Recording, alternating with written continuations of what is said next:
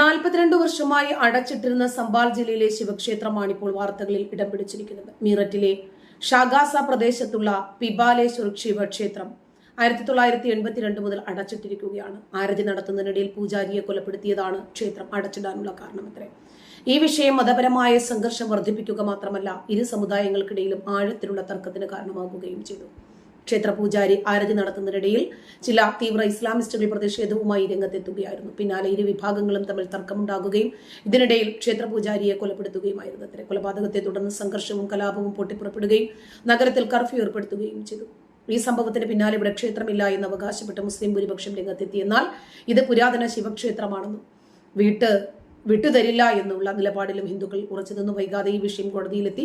7 വർഷം മുമ്പ് മീററ്റിലെ സിവിൽ കോടതി ഇത്തരമൊരു ക്ഷേത്രമാണ് ഇത് എന്ന പുതിയ വിധി പറഞ്ഞു. നിലവിൽ ക്ഷേത്രം തകർന്ന നിലയിലാണ്. ഈ പ്രദേശത്ത് ഇപ്പോൾ പൂർണ്ണമായും മുസ്ലിങ്ങൾ മാത്രമാണുള്ളത്.